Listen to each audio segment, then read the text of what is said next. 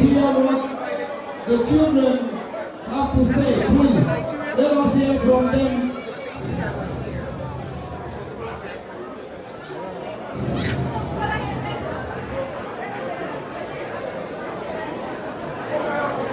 All right, Benga, please come forward.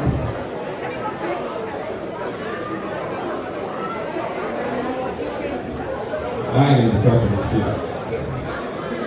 Hello? Hello? I don't have everybody. Everybody, go ahead. What's going on, boss? Attention.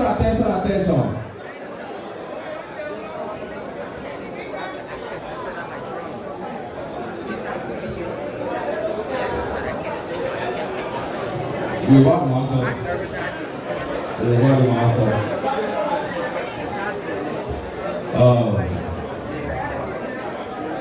We'll prepare for one speech to you. I don't even know what to do. I'm just here. I'm just happy to slow in this space. But mostly important. My dad is the greatest I ever been out here when it comes to talking drums. That's all I know. And this man has always supported me. But you want to say your mom, man, so English.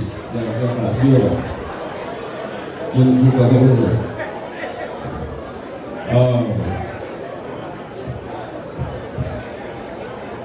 This is the man that shaped me the way I am.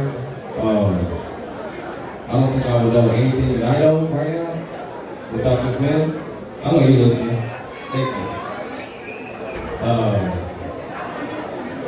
I really appreciate this man. I don't think he knows how much I appreciate him. But I just want to let you guys know I got prepared for this speech, but I'm happy to see everybody here. And I'm happy with my dad. He's 70 and healthy, the most healthiest man that I've ever met in my life. Every day, 4 o'clock, he goes out. The most healthiest man that I've ever known in my life. Every day, still stays consistent. And I really cherish that about you, dad. Happy birthday. You look good. You look like a king. You are a king. Let's give it up for my dad.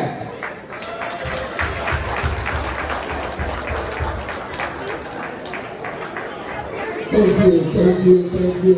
Now let's give it up to him, please. Put your hands together for Benga. Yes, you did very well.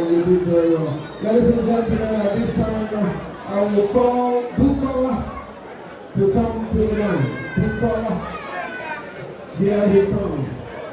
Man, all your boys are very handsome. You did a good job, along with your brothers as well. Bukola, there we go.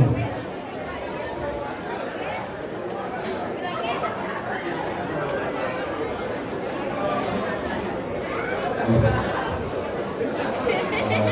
dad is a little hard to see.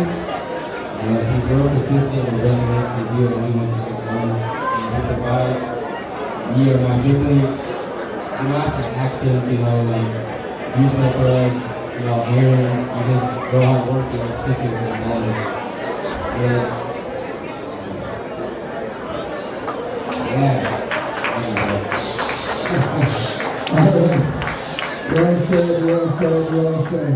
Well said.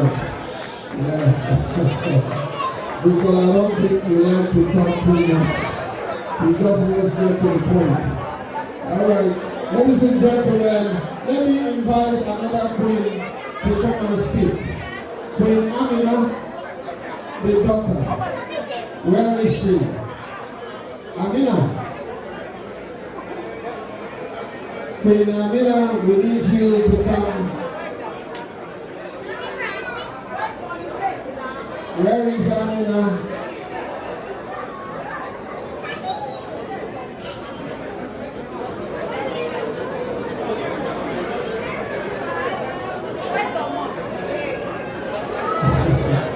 right.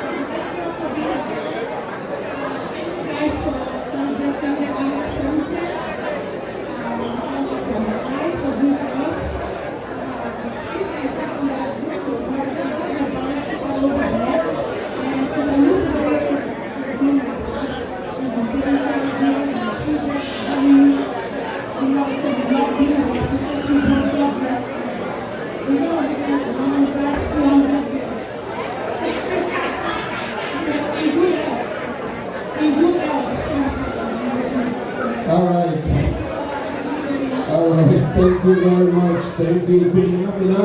Ladies and gentlemen, let us appreciate her, please. Put your hands together for Queen Amina. All right. So at this time, let me invite Ayabuka. I think Jeremy, Jeremy, where is Jeremy? Jeremy, please come. All right, Jeremy is here. My brother from another mother, Jeremy.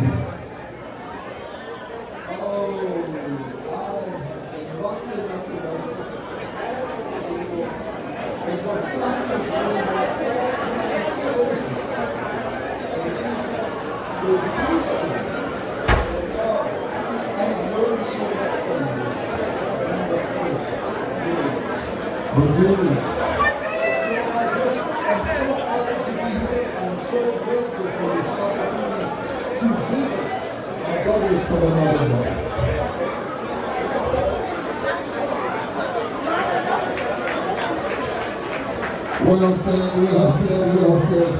Thank you very much. Thank you, Jeremy. Thank you. Before I will go to his beautiful wife to speak to us, please, I need 2 more people from the audience to speak. 2 more people from the audience. Please, if you're here and you would like to say a word or 2 about the celebrant, please don't hesitate to come forward. I need 2 more people to come to speak. If you have a name, I can invite the person to come and speak. Do you have anyone in mind?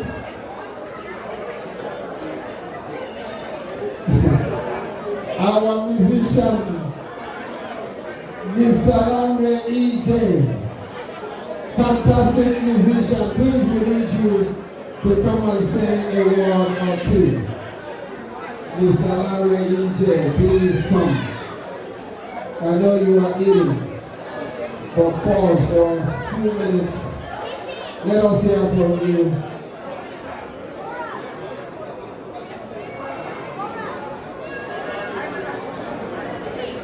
Ladies and gentlemen, let us hear from Mr. Lamre E.J., please.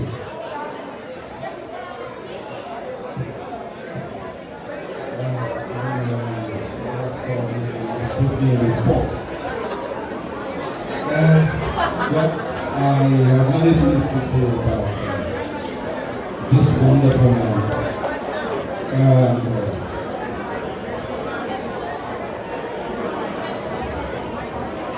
I just want to let you know that number 1, he's a man that carries aura. He's a man who you can learn from, especially when you work with him. We had a band, I would call it 2 like 12, just me and him. We were playing all over the place. And to let you know, when he have a party here around this Bay area, If we say 12 o'clock we're going to meet, this man will be there by 10 o'clock. Please listen, please. And that is a lot of integrity. If he comes to the church to play the talking drum, he will be there before anybody gets there. He does not play with his job. Whatever he wants to do, he gets on it and he does it. And many a times, let me tell you a story, short one. When I was going to meet him, the first person who knew him, I was going to talk to me about him, and said, I just moved in from Houston. And they said, Rasaki, you are going to be paying for your nose. He lost money. He lost money. I said, well, everybody lost money anyways. But, hey, if you do your job well, you get paid, right? You do this job well. And today, when I got to know him, the first time I knew him before now, a very long time ago, especially on King Sonny Ade's albums. Listen to albums and I see this name there at the back of the album. Remember those days when they sell the LPs? I know the younger ones who understand what is LP. The LPs, and you see with his name behind it. But that's how far I know. So a friend of ours who's even here today invited me to his birthday. I wasn't supposed to play anyways. So I got there, me and my wife. And we were sitting there, and I saw him on the stage, and like, oh my God, this is the wonderful man, the man playing for Sonny Ade. And I honored him.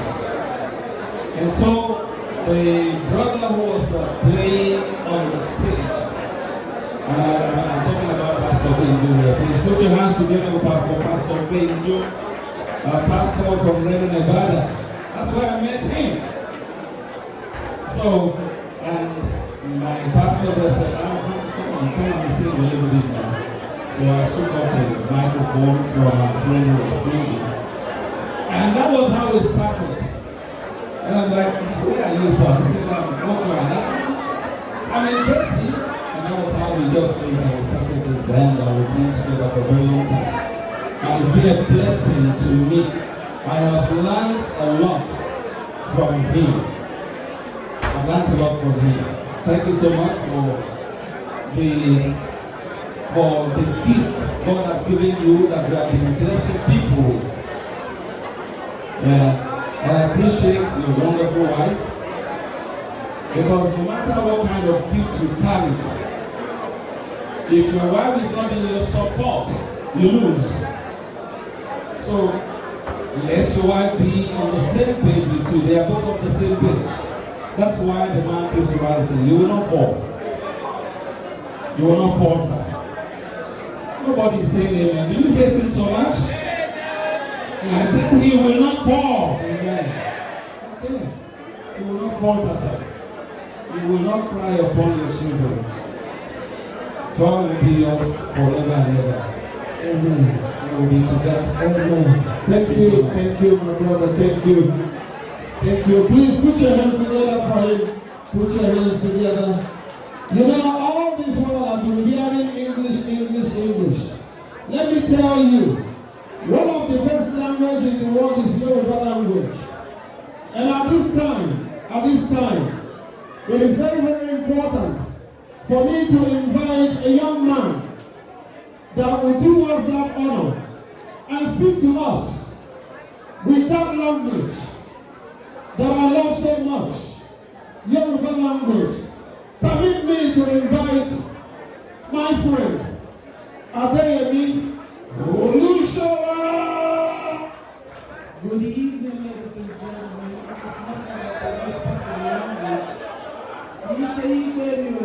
Gẹ̀ẹ́sì ṣùgbọ́n mo fẹ́ sọ èdè tí Ọlọ́run gbọ́.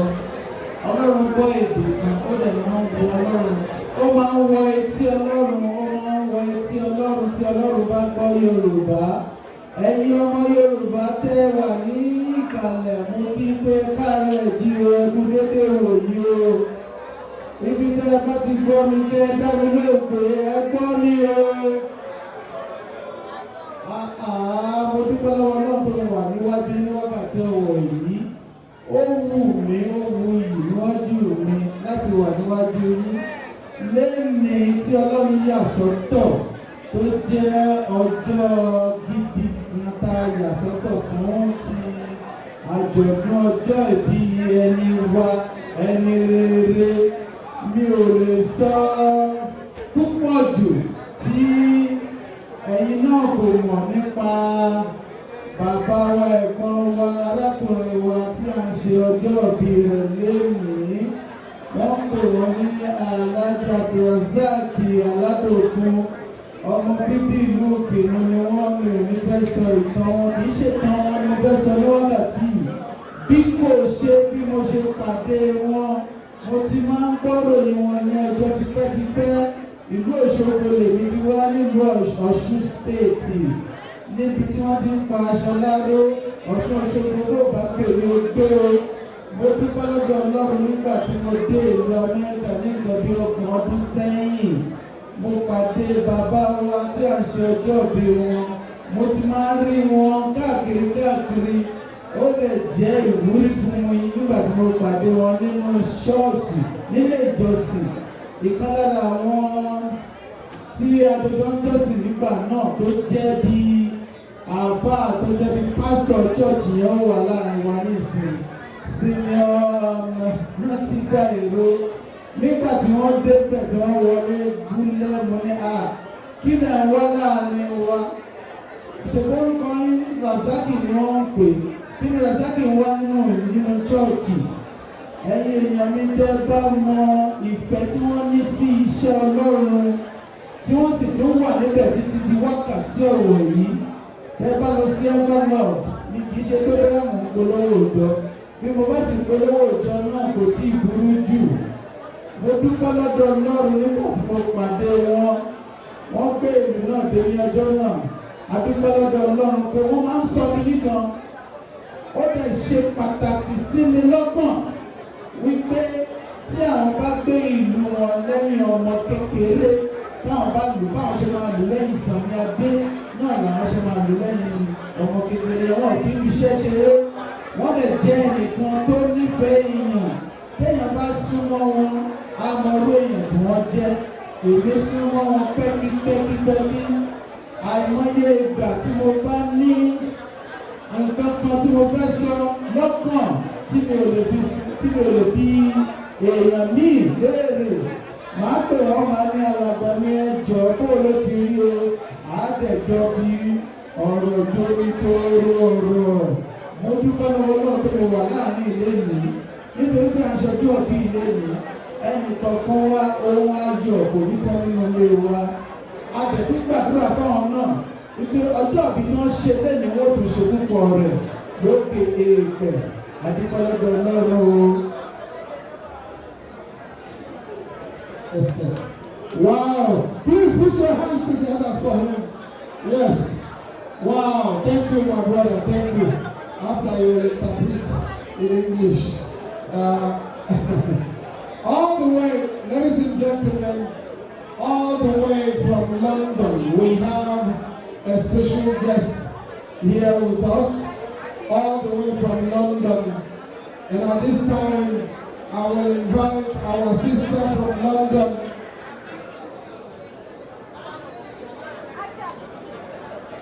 Alaja Bola Lawal, all the way from UK. If you look at her, you can tell that this woman is not only beautiful, but she took a first-class flight for this event. My sister shall be well with you. No enemy will see you in the mighty name of God. Yes. Now let us hear. Is that someone? Hello everyone.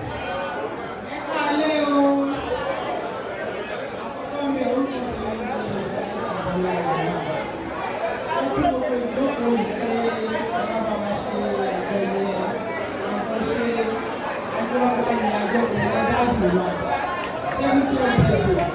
Ìwọ náà la máa dàgbà o. Gbogbo èkó kúta máa wà nípa ìṣòro o. Ní òun náà ṣàkóso sí wọn.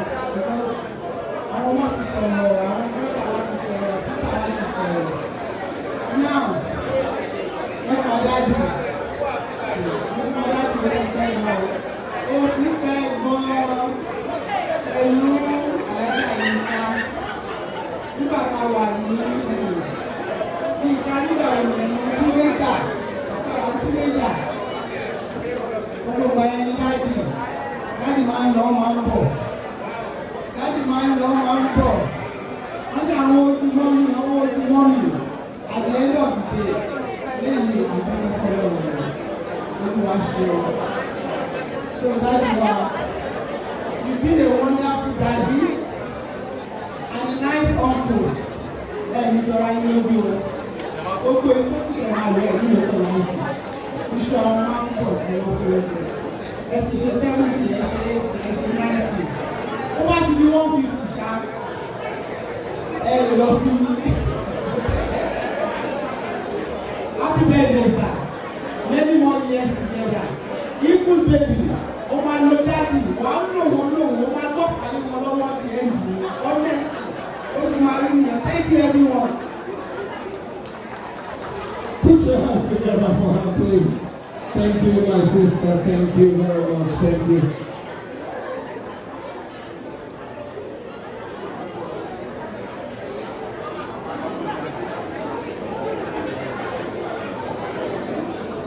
All right, before I go to his beautiful wife, let me call on Brother Fola Shadi to, Sister Fola Shadi, please come. Our sister, please.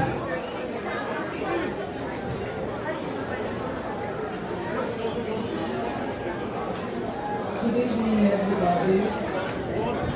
Thank you for coming to our event. Everybody is lovely. I just want to say thank you for coming. My name is Fola Shadi. I'm a local friend. I've known Uncle Rasaki for the longest time.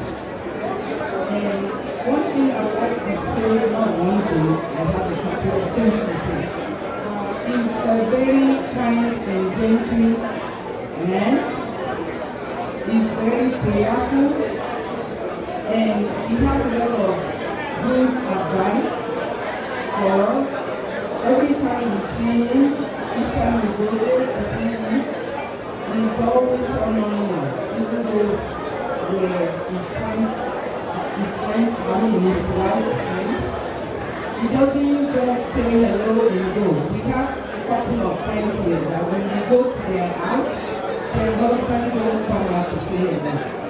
But Uncle Rasaki is not like that.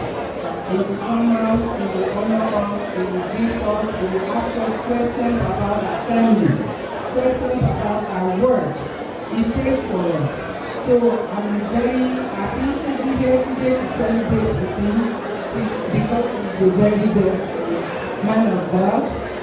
He's very talented with his drums, talking drums. Everybody probably knows that.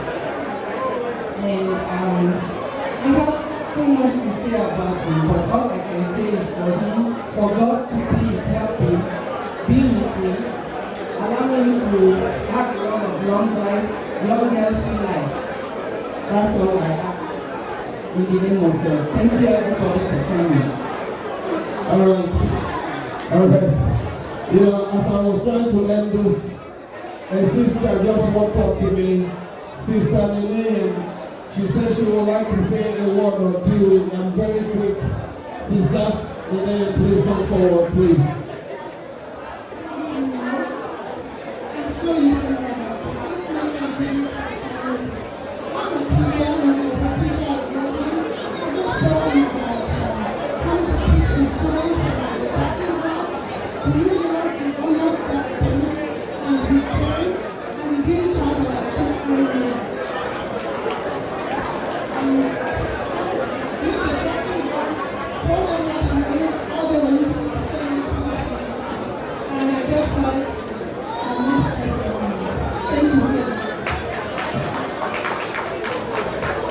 Thank you, Sister Amen. Thank you very much. My sister, please, if you don't mind, before I give you the mic, I have one more and that's it. Then I will come to you. My brother right here, please. Please come. Please come. Thank you. Hello. Rasaki.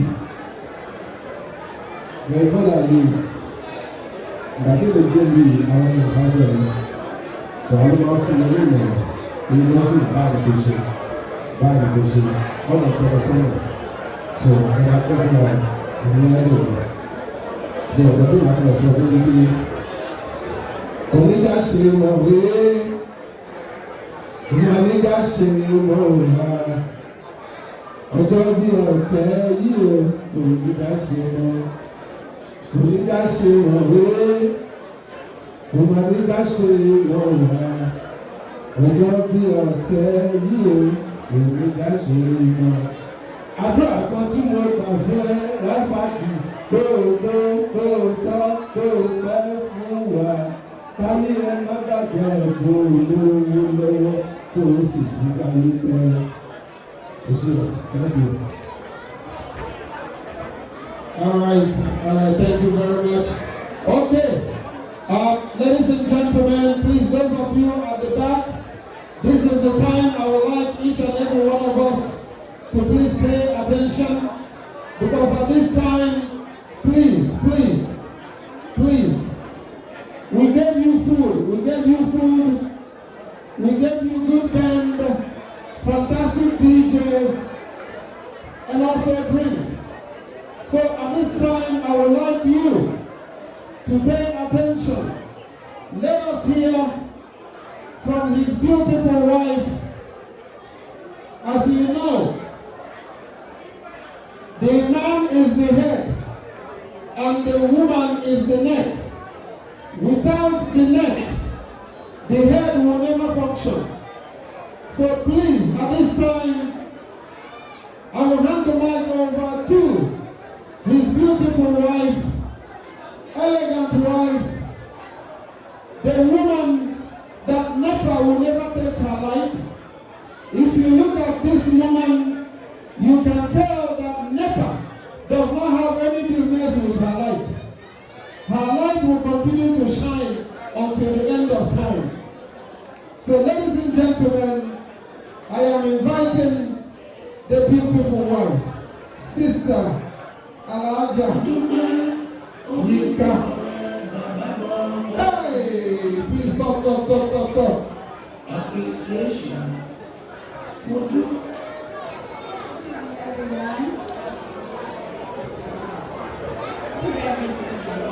Listen, good evening, Ellie. Please, let's all hear from her. Take this mic. This one is louder, please. Good evening, everyone. Happy birthday to you, welcome. Wow, it's been a long way. It's about more than 3 decades now. About 35 years. Look at us. And what has been basic to us.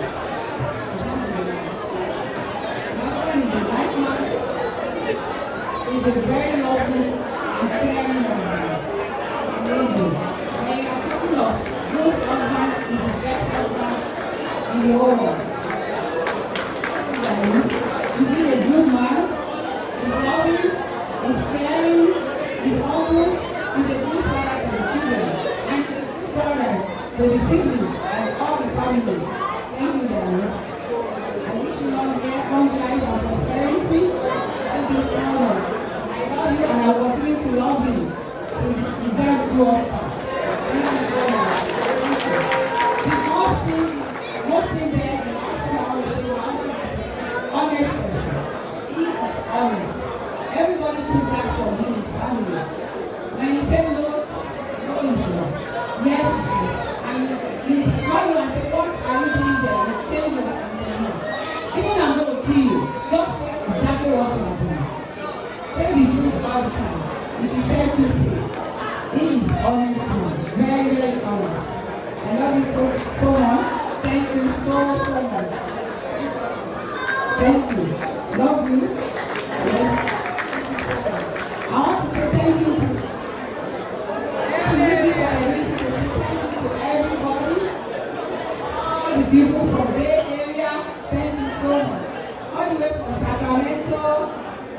Presto, Ariel, Tracy, everybody. Lilo, thank you so much. All the way from Chicago, Magokoni, thank you.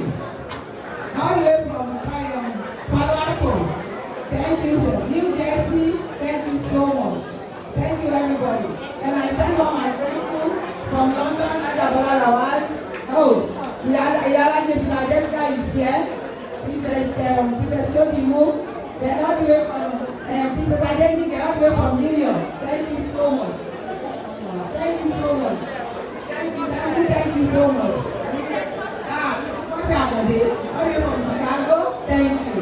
Everybody, I thank you all. I love you all. Thank you for celebrating with my family. God will celebrate you too. Everyone Church, all the Naspa Bay area, thank you so much. I love you all. Everybody, thank you. Thank you so much. Last thing I want to say big thank you to my friends. Thank you so much. I love you all. They are always there for me. They are always there for each other. Thank you. I love you. Debbie, Adetoi, Mausa, everybody. Thank you. Thank you so much. From Long Island too. This time is the from Long Island. This time is the Adela. Thank you, man. Thank you so much. I appreciate you. God bless you. Thank you very much. Put your hands together for his beautiful wife, please. Thank you. Thank you. Yes. Yes. Before we go into the cutting of the cake, let us hear from the celebrant. This man does not look 70. If you look at him, you can see he does not look 70 at all. This man is looking more like 28 than 70. To God be the glory. So now let us hear from him. Let us hear from him.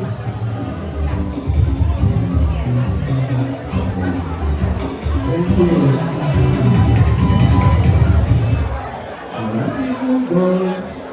Ọba tó ṣe fún mi tó ṣe fún ẹ tó ṣe lójoojúmọ́ ọba ọ̀ ló ti kà lẹ́yìn adúgbò mọ ẹgbẹ́ lẹ́yìn aṣòwòtọ́ ìfẹ́ orí rárá ìmásíkú gan ṣùgbọ́n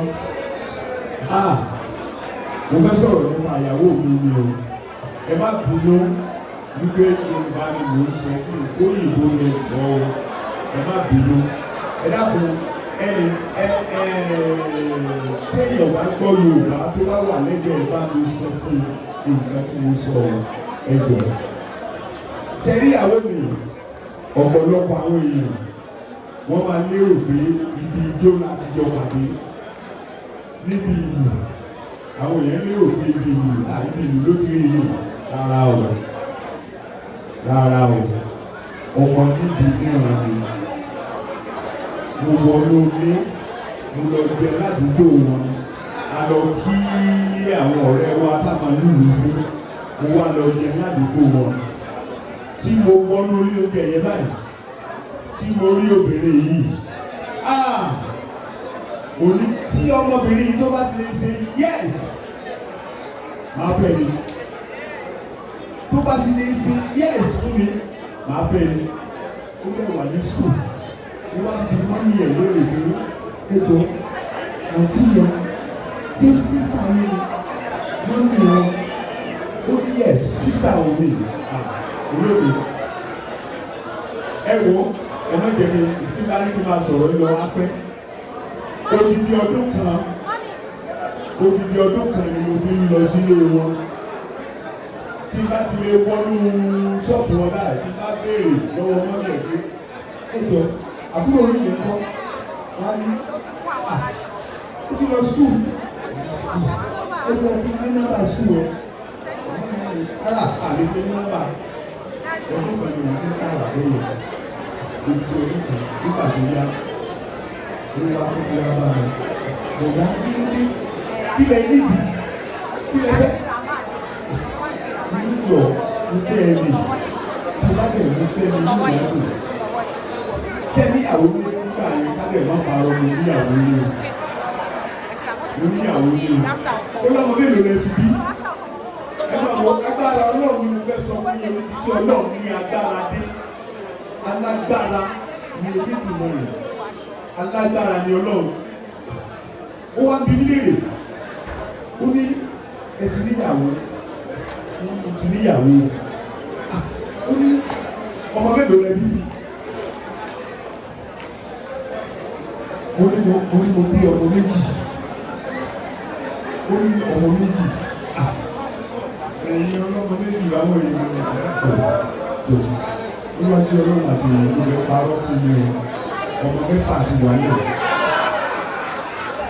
ẹ̀ẹ́dọ́ wá kọ́ tí mo fi fi ọlọ́run ní alágbára nígbà tó ọmọ mẹ́fà ti wà lẹ̀ tí mo rẹ̀ sọ fún ọmọ méjì mo bí àṣẹyọ ọ̀kan ni mo bí àṣọmọ ẹyọ ọ̀kan sókè ní mo bí tí mo bọ̀ wá sọ fún ọmọ mẹ́fà mo bí bẹ́ẹ̀ yẹn kìí ọmọ mẹ́fà mo bí nígbà tó dé báyìí tó ti lóyún fún oṣù márùn-ún lójúmọ́ ẹ̀dí lọ́mọ mẹ́fà mo rí ó ké ní ọ̀rẹ́dẹ̀ ọ̀tùgbà lè bẹ̀ àṣẹ̀yìnwá àṣẹ̀yìnbọ̀ ẹgbẹ́ kí n stọ́ọ̀pù sórí àṣẹ̀yìnwá àṣẹ̀yìnbọ̀ nígbà tá a máa wá bí ẹ̀yẹ tá a máa wá bí ẹ̀kọ́ ọmọ tí mo bì lọ́mọ mẹ́fà ọmọ ẹ̀yọ ọ̀kan so pé ní ìdùnnú sẹ́ni kálágbára lọ́lọ́ sẹ́ni pé lọ́tí mo pa fún sẹ́ni pé òótọ́ ni ìfẹ́ tí mo fẹ́ fàyọ nìyẹn ọlọ́run ló ní kí n ní òun nígbà yẹn ọmọ ẹ̀yọ ọ̀kan so pé ní ìlànà so mo dúpẹ́ lọ́dọ̀ náà ṣé wá ní obìnrin yìí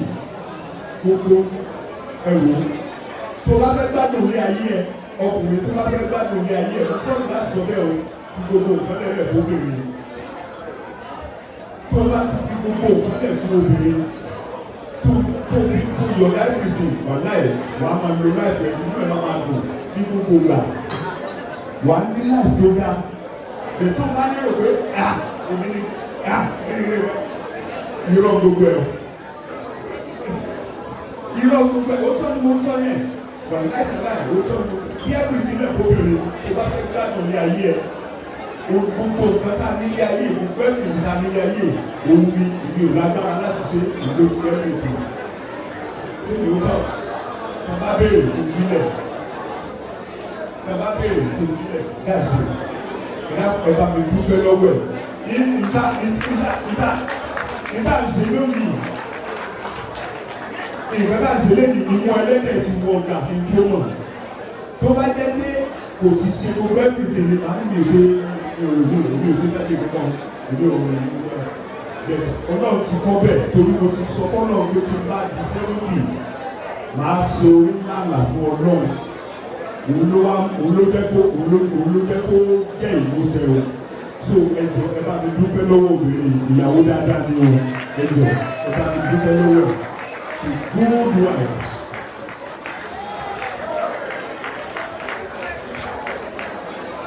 All right. Yes. Now it is time to cut the cake. It is time to cut this cake. Please come for the cutting of the cake. Please. Before, yes, I would like you to face the audience, please. Yes, face them.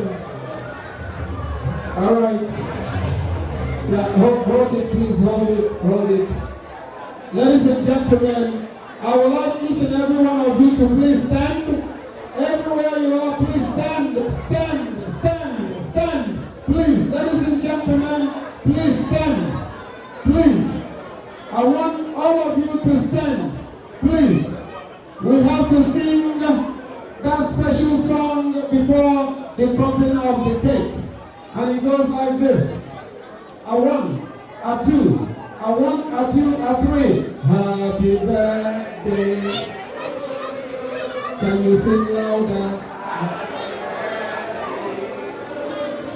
Very, very louder.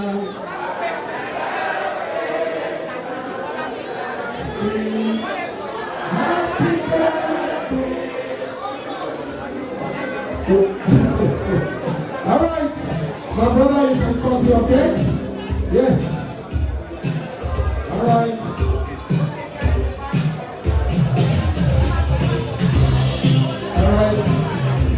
down, DJ. Bring it down. Okay. Brother Rasaki, this is your day. I would like your wife to take a chunk of the cake and feed you first. My sister, please feed your husband with the cake. Please. Please allow her to feed the husband. Please, very, very important. Very good. Love is good. Love is good. All right. I didn't tell you to kiss now. I said feed, not to kiss. This man, my wife for you. You've been kissing and kissing. All right, now, I need you to feed your wife as well. Give her a big chunk of the cake. Feed your wife. Sister Inka, open your mouth. Yeah, sister, open your mouth. Yeah. Oh, love is good. Love is good. All right. Now, special request from Ever Love Christian that are here. All members of Ever Love requested that they will dance with you before they leave. And I'm going to allow them, all members of Ever Love, please come to the dance floor. All members of Ever Love, come. All members, where is Pastor Sam? Pastor Sam, please come, all members. Please let me take the hand today.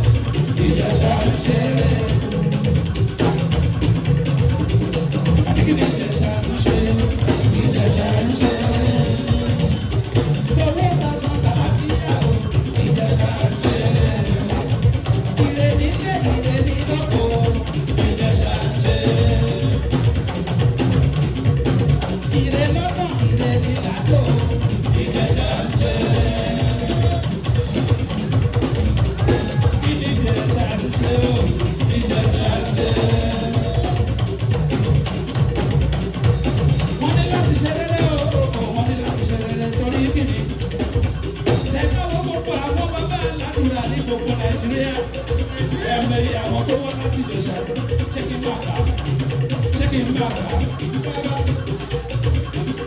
kàbẹ̀rẹ̀ látọ̀dọ̀ ní ọmọ kó ládé mọ́yé Ìjẹ̀ṣà.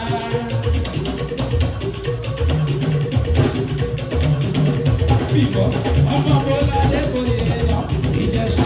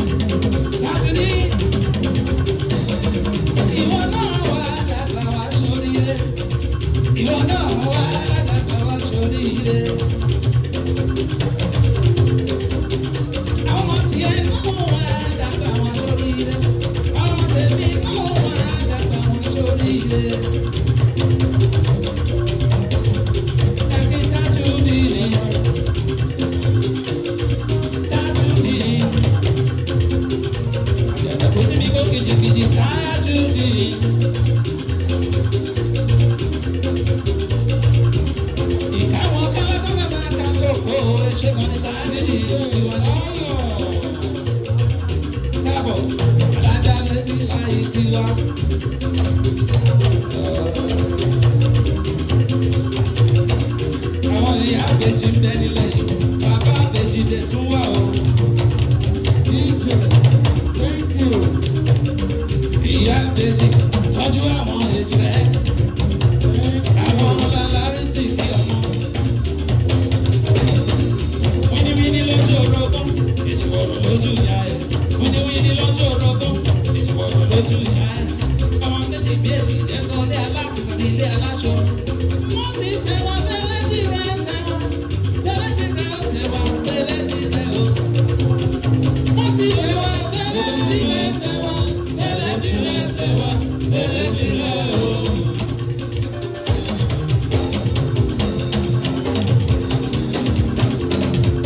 Àdìgún. Wọ́n ti sẹ́wọ̀n bẹ́lẹ́jì rẹ̀ sẹ́wọ̀n. Ìwọ́n náà, àpèjọ ìwọ̀n bẹ́lẹ́jì rẹ̀ o. Ó ti sẹ́wọ̀n bẹ́lẹ́jì rẹ̀ sẹ́wọ̀n. Bẹ́lẹ́jì rẹ̀ sẹ́wọ̀n, bẹ́lẹ́jì rẹ̀ o.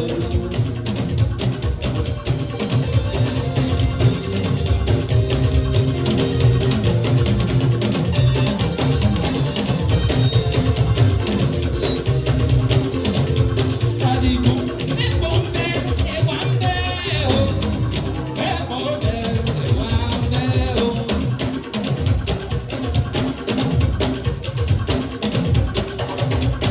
Epo ń bẹ, ẹ̀wà ń bẹ o rẹpẹtẹ. Epo ń bẹ, ẹ̀wà ń bẹ o. Àyà ẹ̀ ò já, ó ẹ̀. Àyà ẹ̀ ò já láti bí bẹ́ẹ̀jì. Epo ń bẹ, ẹ̀wà ń bẹ o. Ẹni máa rí bẹ́ẹ̀jì kó sẹ́wọ̀n wá o. Bẹ́ẹ̀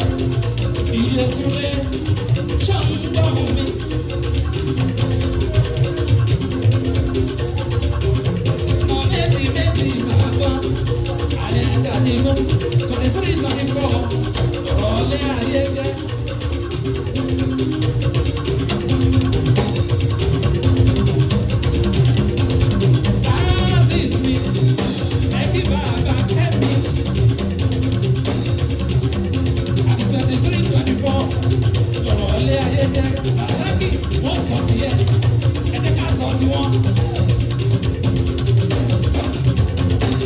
torí Rasaki ní kankan ṣe lè ṣe lẹ́yìn. honestly torí Rasaki ní kankan ṣe lè ṣe lẹ́yìn. olóbìnrin jáde olóbìnrin débi. torí pé ìsìn pé lọ́la ló gbọ́dọ̀ lé.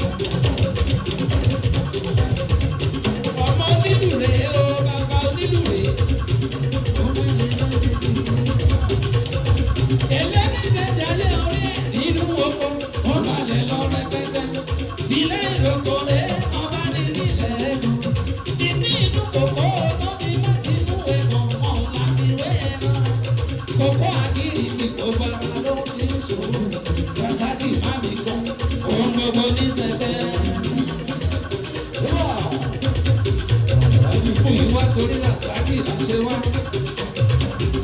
Oníkà sọ fún tó bá wẹ̀ mọ́, ó sì rẹ̀ lọ́pọ̀ lé.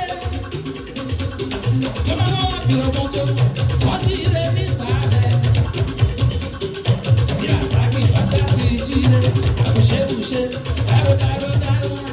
Ara ẹni yóò fi gbà, òun lọ tó lọ sùn, ara ẹni yóò fi ṣe. Ẹni bínú ẹ̀ o, Rasaki ara ẹni yóò fi ṣe. Ọmọ Aladokun, ọmọ Bùlọ́lá.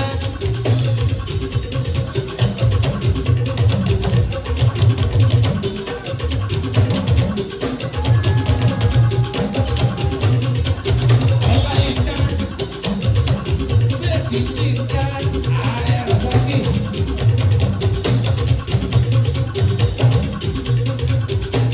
Ẹjọ́ onílù, ẹ dára fún bàbá. Ṣàrà fún bàbá Ọláyínká bọ̀ tó náwó Rasaki ọkọ̀ ìyàwó bàbá àyẹ̀wò fún ọ̀dà tó kárẹ̀ bàbá tó kárẹ̀ bàbá délùs.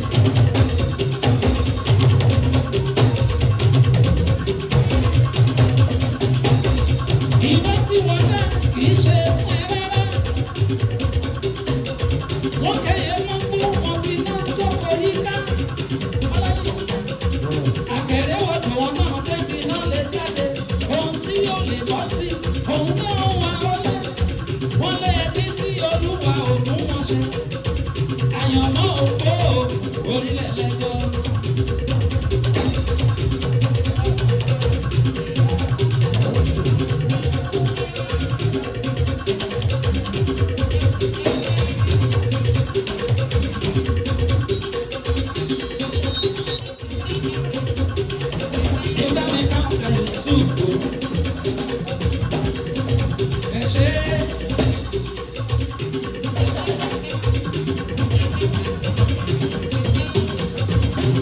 Shake on